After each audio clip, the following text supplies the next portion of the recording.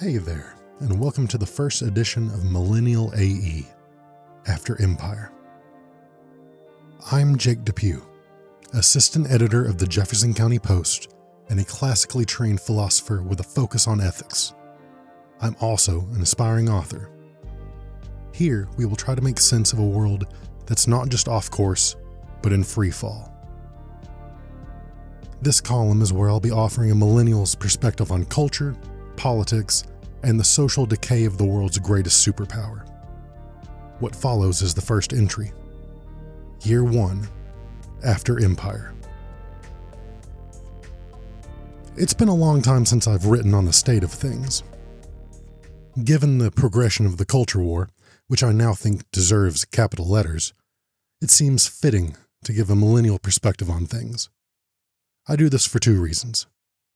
First, most of my generation is still trying to read what I've typed so far, so I thought I'd help them out. Second, I don't assume all the problems my generation faces are inherently unsolvable, so maybe we can actually make some headway. Some of you may remember I tended towards a cynical, dry take on issues in past columns. Don't worry, I've grown substantially in the last 7-odd years. I am now inconceivably more cynical. So you have that to look forward to. I'm also a business owner, husband, and father of 2, which means I now have a vested interest in the ongoing dumpster fire sweeping our nation. If it's just me, then I have little to worry about. Hey, Netflix is relatively cheap, and this whole going outside thing is overrated anyway. But alas, eventually you run out of Coke and must re-engage with society at large. I was sitting here thinking about what I wanted to address in the nation when I saw the news. Charlie Kirk was assassinated. Technically, we know of no political motivation from the shooter because they haven't caught the shooter yet. Regardless, I'm going to keep using assassinate because I'm not an idiot, and I learned years ago how to read a room. And boy, the room is looking very John Wilkes Boothy. If you don't know who Charlie Kirk is, then you probably need to schedule a colonoscopy, or at least call your grandkids. They miss you. I'll throw you a lifeline. Charlie Kirk was likely the single most influential political influencer online for my generation, and especially for the generation below me. He was a fairly classical conservative, advocating family focus, Christian values, community goodwill, and political activism for the youth. Naturally, this meant he had to go. Charlie became gradually more famous for posting videos, often on YouTube, later Instagram and TikTok, of him sitting at college campuses and inviting students up to debate with him. At no point did I ever see him deny a speaker the right to answer, nor did he ever resort to personal attacks. I don't agree with Charlie on a wide swath of issues, but his way of going about things was top class. Charlie Kirk's popularity exploded in the late 2010s and rose at a meteoric rate, thanks to the contentious election seasons we've enjoyed for the last decade. In fact, I would wager that Charlie Kirk is one of the top 3 reasons why Donald Trump did so well with the young male demographic in 2024. As his popularity rose and his involvement in politics grew in proportion, Charlie became the face of the young conservative movement, who valued truth and the open exchange of ideas, with an emphasis on addressing issues the crowd, Gen Z college kids, thought were important.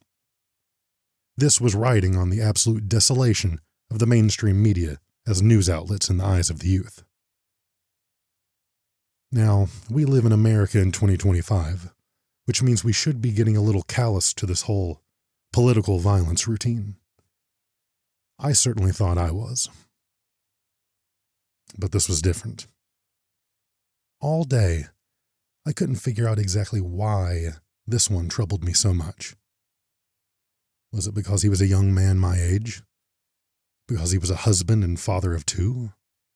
Because I liked him in any open forum I ever saw him in? Certainly, those were factors. But ultimately, I think it was something else. This was a signal. It wasn't just the assassination, it was the response to it. For every 2 posts of grief, there was one saying he had it coming. I realized today that America is no longer safe. It isn't just in certain cities or particular areas, and it isn't just dangerous for people living particular lives. People love to say, it's safe if you stay out of the cities. Well, Iraq probably has some nice villages outside of the cities too, but I don't want to be stuck there either.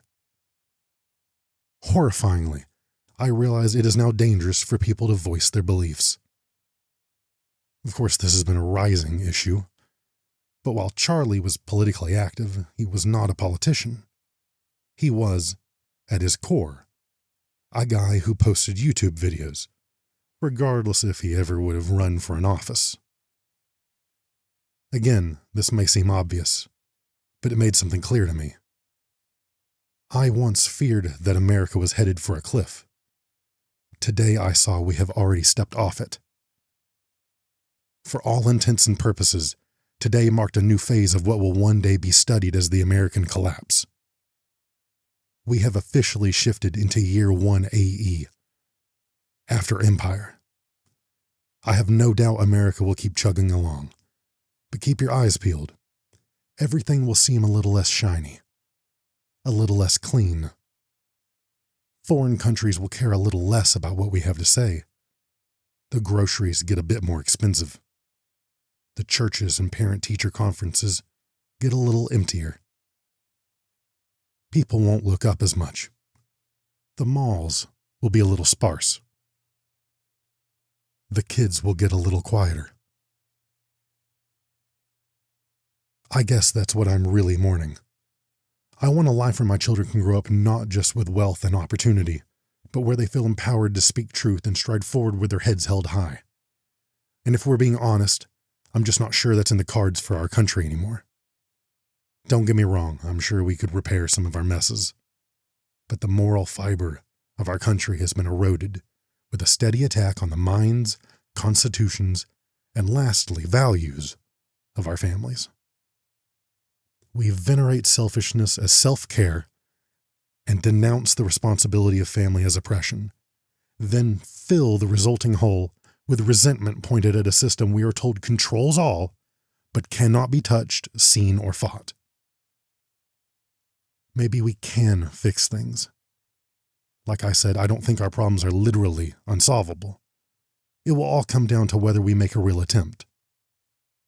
Unfortunately, our situation will require us to fix ourselves while ignoring the constant beaming of hedonism and distraction, fired our way by tiny OLED screens.